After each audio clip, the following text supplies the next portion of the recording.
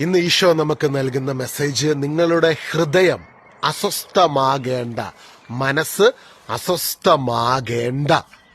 ചിലപ്പോൾ ഇന്ന് വീട്ടിലോ ജോലി സ്ഥലത്തോ മിനിസ്ട്രിയിലോ കുടുംബത്തിലോ ഒക്കെ എന്തെങ്കിലുമൊക്കെ അസ്വസ്ഥതകൾ ഇങ്ങനെ വരുന്നുണ്ടെങ്കിൽ, തളം കെട്ടി നിൽക്കുന്നുണ്ടെങ്കിൽ, ഇന്ന് കർത്താവിന്റെ ഈ വചനം യോഹന്നാൻ സുവിശേഷം 14-ാം അധ്യായത്തിൽ ഈശോ നിന്നെ നോക്കി എന്നെ നോക്കി നമ്മളെ നോക്കി പറയുക, നിങ്ങളുടെ മനസ്സ് ഹൃദയം അസ്വസ്ഥമാകേണ്ട, ഉയർത്തെഴുന്നേറ്റ് ഇന്നും ജീവിക്കുന്ന യേശു നിനക്കായിട്ടുണ്ട്.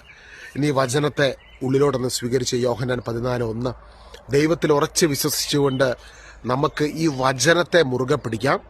നമ്മൾ ഈ വചനത്തെ സ്വീകരിക്കുമ്പോൾ നമ്മുടെ ജോലിസ്ഥലത്തെ പ്രശ്നത്തെ കർത്താവ് ഏറ്റെടുക്കും. നിന്റെ വരുമാന മാർഗത്തെ കർത്താവ് ഏറ്റെടുക്കും.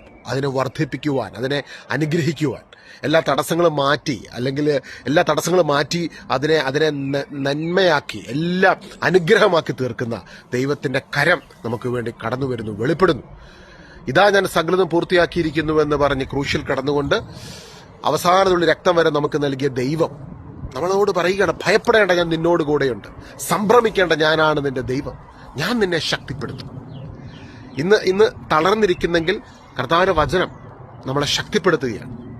കർത്താവ് പറയും, അസ്വസ്ഥമാകേണ്ട, ഞാൻ നിനക്ക് അനുകൂലമായിട്ടുണ്ട്.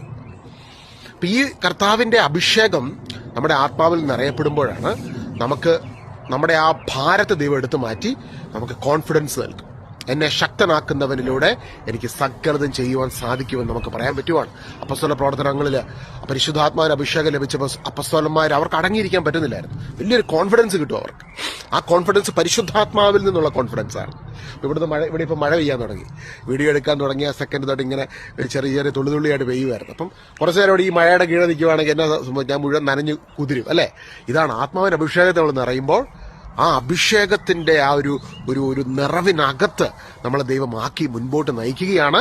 ഇന്ന് കൊടുങ്കാറ്റടിക്കുന്ന പോലെ ആത്മാവിന്റെ അഭിഷേകം നമ്മുടെ ജീവിതത്തിൽ നിറയപ്പെടുമ്പോൾ എല്ലാ തടസ്സങ്ങളും, പിശാച് കഴിഞ്ഞ മാസങ്ങളിൽ മാർച്ച് ഏപ്രിൽ മെയ്യിലും ഒക്കെ ഇട്ട് നിന്റെ മനസ്സിനെ അസ്വസ്ഥമാക്കിക്കൊണ്ടിരുന്ന ചില പ്രശ്നങ്ങളില്ലേ, അത് യേശുവിന്റെ നാമത്തിൽ ആ കൊടുങ്കാറ്റ് ശാന്തമാകട്ടെ.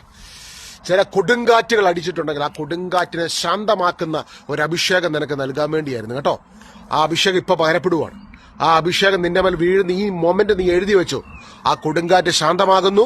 പുതിയ ശുശ്രൂഷയുടെ അനുഗ്രഹത്തിന്റെ നന്മയുടെ തലങ്ങൾ നിന്റെ മുൻപിൽ തുറക്കുകയാണ്. ഗെരസേനരുടെ നാട്ടിലേക്ക് യേശു പോകുന്ന സമയത്താണ് കൊടുങ്കാറ്റ് വെളിപ്പെട്ടത്. അതിന് മുൻപ് നമ്മൾ കാണുന്നില്ല. ആ സമയത്ത് കൊടുങ്കാറ്റ് വെളിപ്പെട്ടപ്പോൾ കർത്താവ് അതിനെ ശാസിച്ചു. പിന്നെ നമ്മൾ കാണുന്ന ലഗ്യോൻ ബാധിച്ച ആയിരക്കണക്കിന് പിശാചുകൾ അധിവസിച്ച ഒരു മനുഷ്യന്റെ ഡെലിവറൻസ് ആണ്. ഇതുപോലെ ഡെലിവറൻസുകൾ നമ്മുടെ മുൻപിൽ കാത്തിരിക്കുന്നു. വലിയ ശുശ്രൂഷകളും അനുഗ്രഹങ്ങളും നന്മകളുടെയും ഒരു സീസൺ യേശുവിന്റെ നാമത്തിൽ പ്രവചിക്കുന്നു. ആമേൻ.